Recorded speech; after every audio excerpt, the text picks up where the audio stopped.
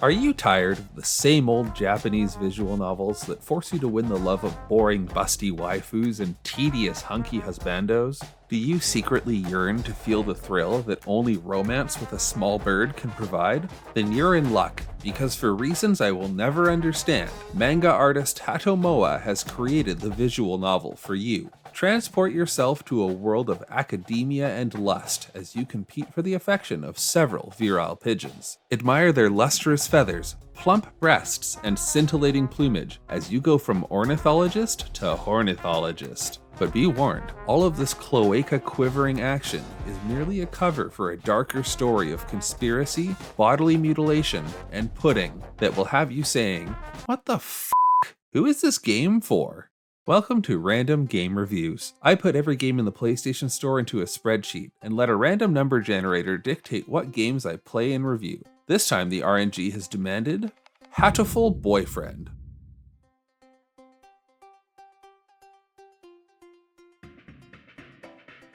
In Hatoful Boyfriend, you assume the role of a young female high school student who happens to be the only human at St. Pidgeonations Institute, a school for gifted birds. The game will have you enter your name and asks if you want to include human portraits alongside the birds when you meet them. To which I say, absolutely not. I'm here to date a fucking bird. The world of Hatoful Boyfriend is one in which a declining number of humans share the world with hyper-intelligent birds. These birds can do most things humans can do: wield weapons, ride scooters, be Prime Minister of Japan, but they are still in fact bird-sized. It's one of those premises that's so absurd that it's hard to make jokes about because the game is the joke. And the best part about that joke is how quickly you get used to the situation. My suspension of disbelief was such that when confronted by a gang of leather-clad pigeons with shades and mohawks, my response was, yeah, this tracks. The game is in the style of a Japanese doujin-soft otome visual novel, which roughly means independently made dating sim primarily targeted towards women, though I would probably call it a JRPG, as in Japanese romantic pigeon game. I have minimal knowledge of this genre, but the whole thing plays very much like a satire, from the cliché visual novel opening to the rapid-fire barrage of anime school event tropes. And by rapid-fire, I mean that each scene literally plays out over the course of a minute or less. Class hike, sports festival, midterms, maid cafe, time jumps weeks or months at a time. Events unfold so quickly that it feels less like a story than a loose scattering of skits. The idea of these sorts of games is that you're supposed to play them multiple times to complete different character paths and achieve different endings based on who you chose to romance. But retreading this bare-bones story over and over again was incredibly tedious, even with the aid of the fast-forward button. The writing is kind of bad and over the top in a way that feels intentional and skews towards being light and silly, but there is a very subtle unease that underpins this narrative that you will uncover as you complete different story branches. There will be some subtle clues, or coups if you will, that things aren't quite right. That will all be important later. For now, maybe I should review the basics a little more. Last episode we talked about how visual novels are all about reading and answering occasional questions to direct the flow of the story. Choices mostly revolve around which club to join, where to go, or who to talk to or invite somewhere. Occasionally you answer a question or pick a side in a debate, but that's really as much as you do in this game besides read. You're given 3 stats: Wiz, Vit, and Cha, that don't have any function in the game except for there being certain stat requirements to unlock some hard to obtain endings. You routinely have to choose which class to attend, which will increase corresponding stats, but due to the lack of impact on gameplay, these choices, like a bird skeleton, are hollow, though I suppose increasing your Cha is its own reward. Gameplay boils down to making decisions in order to put yourself in proximity to the bird you wish to romance. Speaking of which, let's have a look at the eligible avian bachelors. There's Ryuta Kawara, a rock dove who you've known since he was a hatchling. He's a responsible and kind bird with a sad life dedicated to taking care of his sick mother. Shirogane La Belle Sakuya, a fantail pigeon aristocrat from France. He's stuck up, but just maybe has a secret sensitive side. Sakuya's brother, Yuya Sakazaki, an upperclassman and total ladies' man on a secret mission. Oko-san,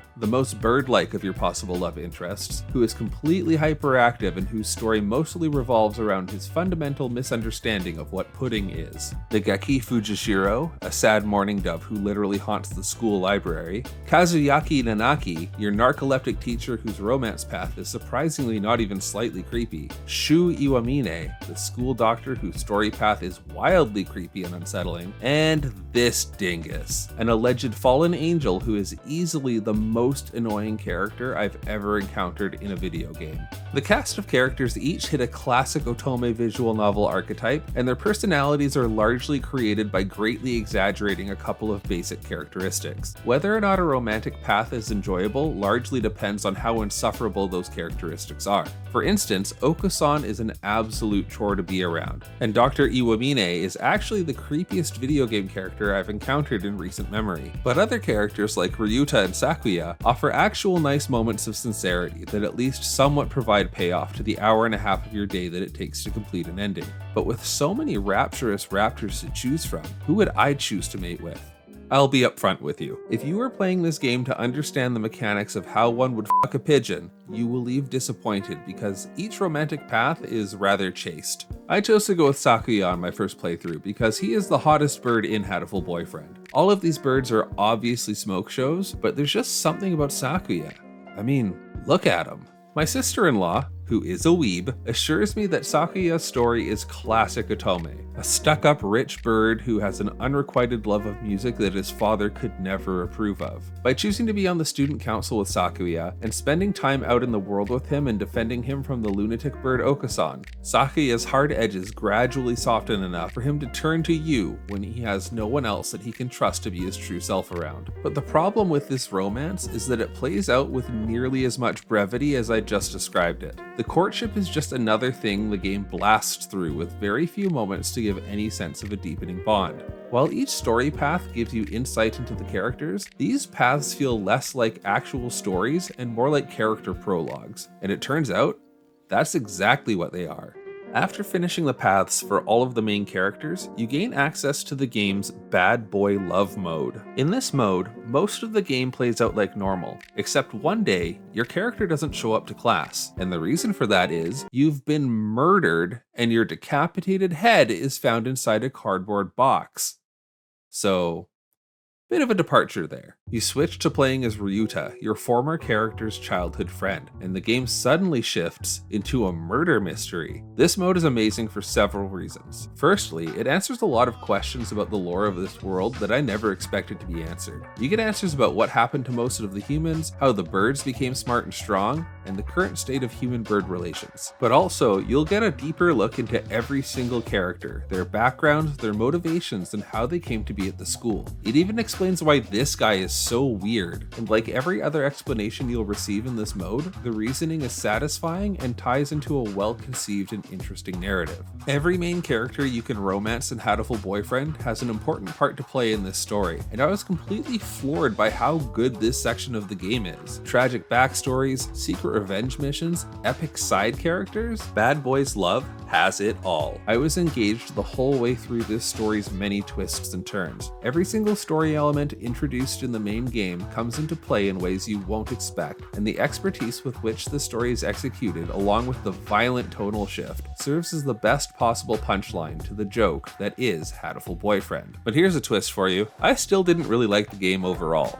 In order to get to the Bad Boys Love mode, you have to beat the regular story of Hatoful Boyfriend 8 times, and the main game is boring and tedious with never enough payoff for your time commitment. I was so exhausted by the repetitiveness of it that by the time I got to the good stuff, I just wanted to be done with it. If I didn't know about the Bad Boys Love mode from researching the game, there's no way I would have chosen to play through Hatoful Boyfriend that many times. I get that this is mocking the genre, but I didn't have enough background to be in on all of the jokes, leaving me with the feeling that the writer did themselves a disservice by hiding their best stuff behind a mountain of bird shit. There is definitely a way to tell all of the prologue and the Bad Boys Love mode in one playthrough. And that's the pigeon romancing visual novel / psychological thriller I want to play. Gosh darn it.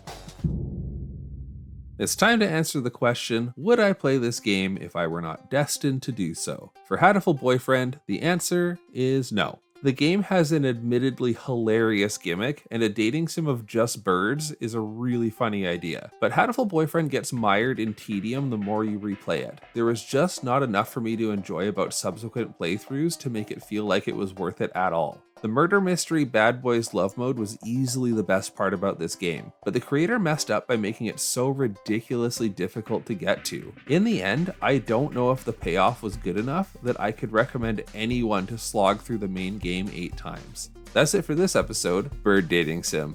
What a time to be alive. Consider pecking the like button and let me know which bird you would date in the comments. Until next time, be careful which birds you trust, keep your whiz, vit, and chaw stats high, and I'll see you soon on Random Game Reviews. I took to Twitter to ask if anyone has any tips on how to woo a pigeon.